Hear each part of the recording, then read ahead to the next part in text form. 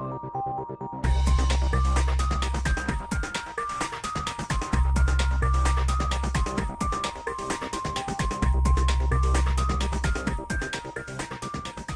John, pleasure to have you here with us in Dublin. We're usually reading about your exploits in Silicon Valley, so it's great to have you here. Yesterday, when you guys come to Ireland, you don't just come and visit. You always do something, and this time around, you launched a innovation centre at Limerick Institute of Technology. Could you tell me how this Limerick Institute of Technology Innovation Centre is going to serve as a gateway into Silicon Valley? Yeah, so LIT announced the Enterprise Acceleration Centre, yesterday. So I participated at that with Minister Noonan. And really what this is about is creating a gateway to Silicon Valley for young Irish companies. The Institute have already done very well. They've got 50 companies already gone through this program, and they've got about 20 companies there today. And the most important thing for any company, or there's three things that are really important for companies, is access to capital, access to customers, and access to talent. Now obviously you've got great talent here in Ireland, but the access to capital, when you look at Silicon Valley is literally 40% of the entire United States investment in VC is done in Silicon Valley. That's $8 billion in 2010. And access to that kind of capital for a young Irish company is really a big deal.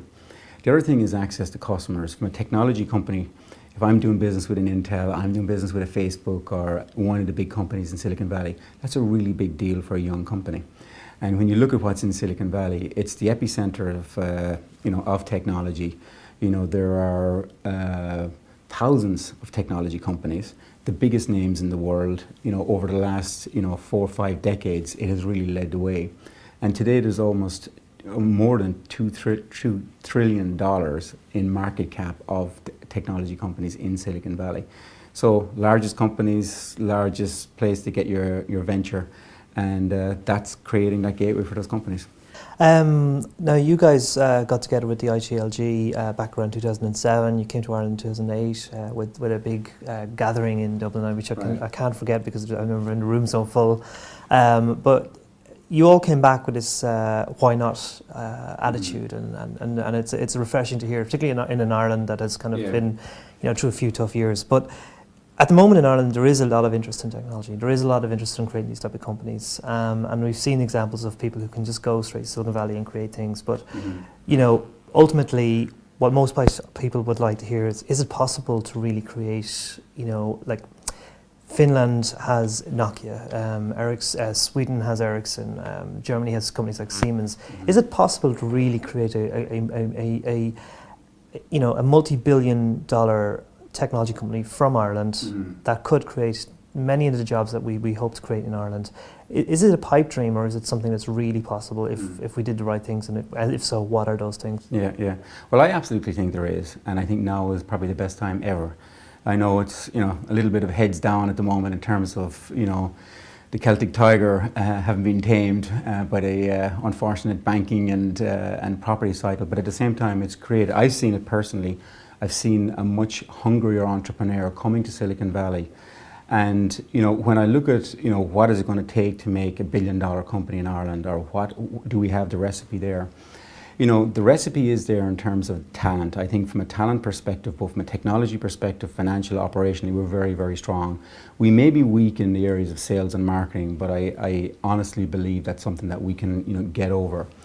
But really, it's more of the soft skill or the soft area that we really need to concentrate on, and that is something where culturally in Silicon Valley it's in abundance, and that's the positive attitude.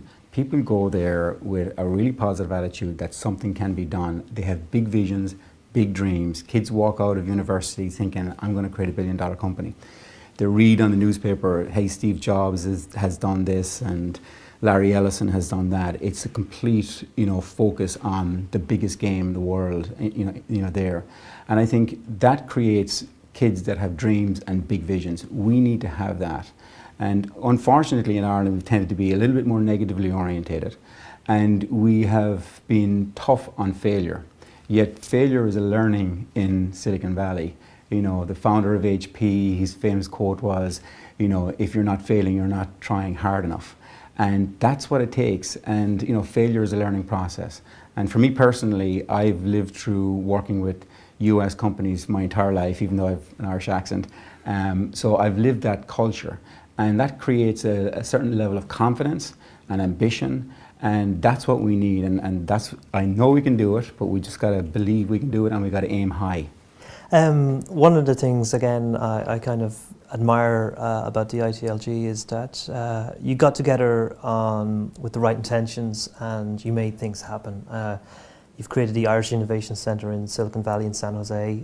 You've created a fund to help invest in Irish technology companies, and ultimately you've kind of addressed something that was missing. You know, unlike say many Israeli companies, there was the lack of a network that was.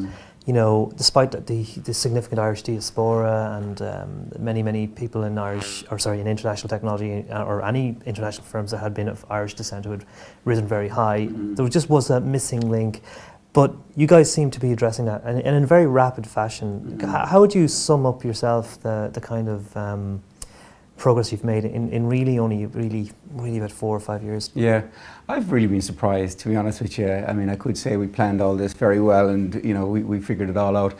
You know, having been in the Valley for so long, I would have had a number of peer executives there in companies like Cisco and Intel and Apple that we would be aware of, but there was never really any business or technology platform for us to connect with. There was a lot of cultural activities, and you know, I like Irish culture, but I wouldn't necessarily go to, you know, the Shamrocks or Shillelagh type activities that go there. But I'd be very interested in going to business networks. So that gap was there. So we decided to, you know, create the Irish Technology Leadership Group. Now, we decided not to call it Irish American because we felt Irish should be a brand that's worldwide. And we set that up, and surprisingly, you know, we set up with 15 executives, CIO of Apple, Niall O'Connor, Barry O'Sullivan from Cisco, Rory McInerney in Intel, and you know, a number of executives like that back in 2007. And today we've over 2,000 executives, and it's growing stronger and stronger, and we're seeing various different pods of strength around the US. Particularly obviously Silicon Valley, but you know, now we're seeing Southern California, particularly San Diego and LA, around entertainment and gaming. And there's executives in Disney that are vice presidents, senior vice presidents in Warner Brothers and DreamWorks and Sony that are all Irish or Irish American. And the great thing is they're happy to help and happy to give back to Ireland.